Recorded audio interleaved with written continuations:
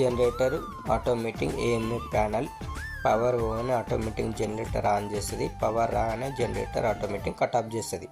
ఒక person లేకుంటేనే generator run అవుతుంది automatic.